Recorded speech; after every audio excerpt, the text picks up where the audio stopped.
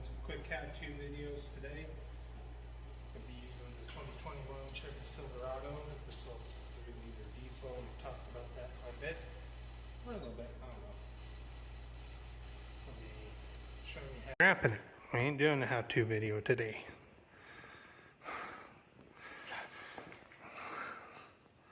But we gotta do maintenance on this. And so it's gonna be more like a, I guess, a vlog or whatever. Me changing oil on that. Somebody will want to watch it. I mean, God, I fumble and stumble over words worse than, I don't know. But I stumble and fumble over them words. Somebody got to find it funny.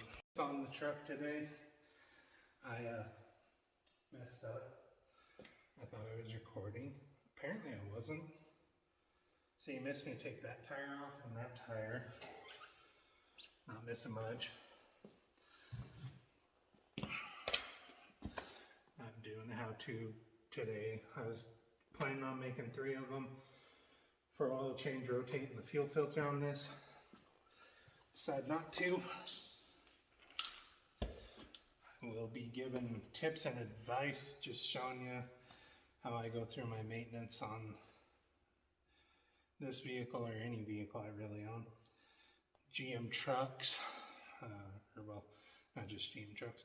When I do a rotate on, right front goes left rear, left front goes right rear, and the rears just come forward. That's how GM suggests it. That's how I do it. And then put the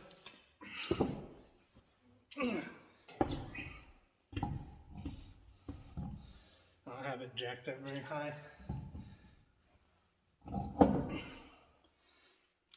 But when you do go and put the lug nuts back on, screw them on a little ways. And when tightening them down, don't just give them all the ugga-duggas. That's bad. It's hard on your lug nuts, it's hard on the studs. You can over torque, you can under torque, and by over torquing you can mess some stuff up. So when you go tighten them back up before you torque them, just a little kiss.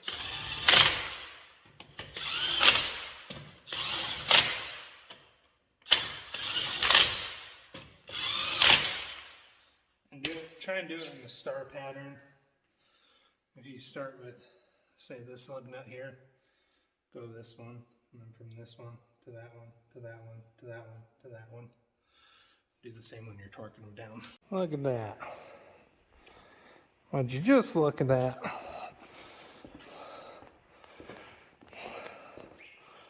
Got the tires where they need to be, home rotated. Be good for another 5,000 miles. Okay, so we're going through the front. I'd go through the sides, but the jack stands are kind of in the way. And I'm kind of a fairly large man, so hopefully we fit going this way. And it looks like we barely are fitting.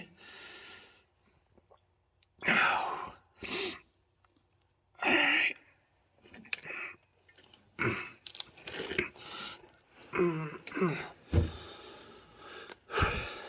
There's the drain bolt and the oil filter. Let's try and do this. I did want to show removing the drain plug and the oil filter, but it was a little hard for me. I don't have a tiny enough stand to fit under there with me, and holding my phone with one hand wasn't going to really quite work for me. But things to do when you remove the old oil filter: check to make sure that the gasket didn't stay. Don't double gasket. You can lead to having oil shoot out because there's no longer a seal there. And then another thing you don't want to do: don't over tighten the oil filter. Don't put the wrench on it and get it a little tighter. All you gotta do is get it up there snug to where it's really not moving, and then go about 3/4 to a turn and a half after that. That filter ain't coming off. It does not have to be on there stupid tight. Getting ready to do the fuel filter. You will need a 36mm socket for that. The 604 diesel fuel filter socket will work. Alright, now that we got the filter housing off, as you can see, you got this rubber O-ring. You can just pop that off. New fuel filter. Pops in there quite easy. Comes with 2 new O-rings. This little guy. So here, take it out of the bag. Put this guy on first.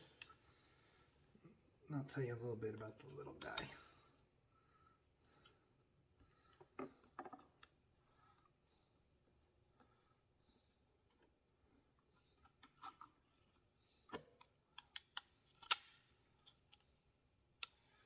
Boom. New O-ring on. Make sure you didn't roll it at all. It's pretty hard to actually roll that, but make sure you have it installed correctly. And then this little guy.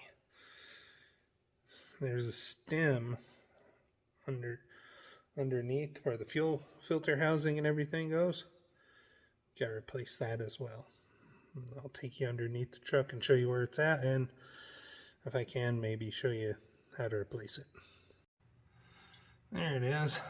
That little O-ring I showed you earlier, that's where that little guy goes. Now, should be wearing gloves for this, but I'm not. You can use a pick or a little screwdriver or your fingers, and then it just rolls off easy. And you just take your new one, kind of reverse what you did.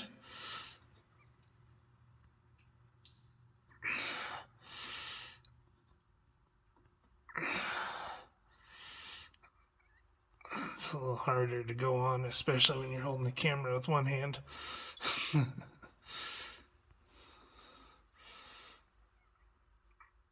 I think you guys get the idea.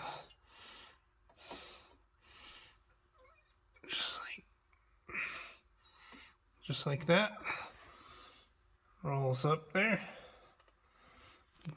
Alright, I'm going to show you how to prime the filter with the push button start. I'm going to go ahead and hold this without the brake being pressed in for about 10 seconds. Hear the pump kick on. Get it.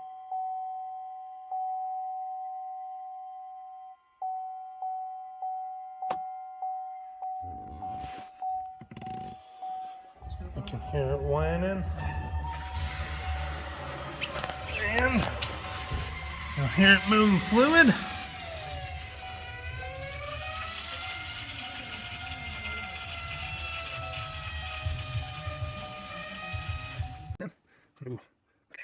Right into the funnel, and into the goes. See what my thing is? That's how I go. It's hard. It's hard to do. I don't know if you guys. I just poured right into the whole belt funnel, but as you can see, I got shaky hands. So I use a funnel. Otherwise, I just pour oil over the engine. I think we're good. We have oil. I have one more. Let's go right and get in this.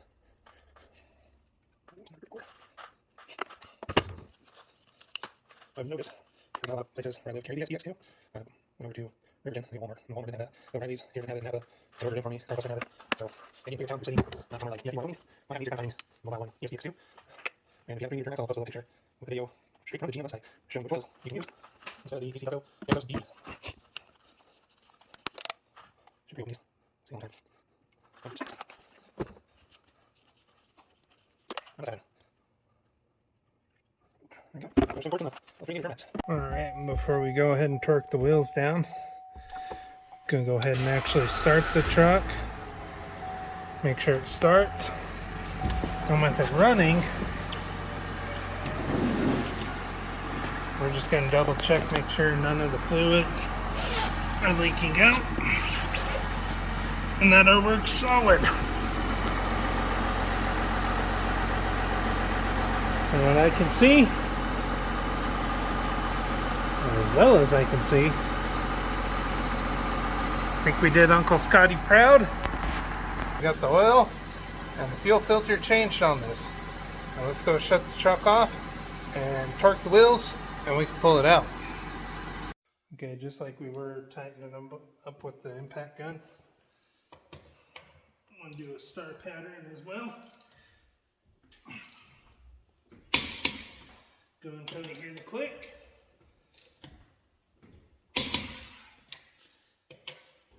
Up to that one.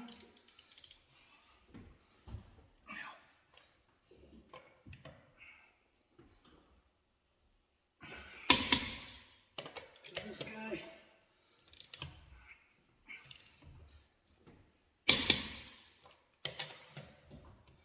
And that one.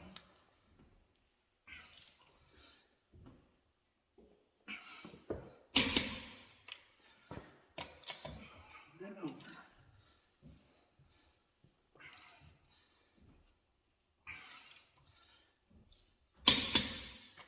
And just kind of run through it again, because they can loosen up.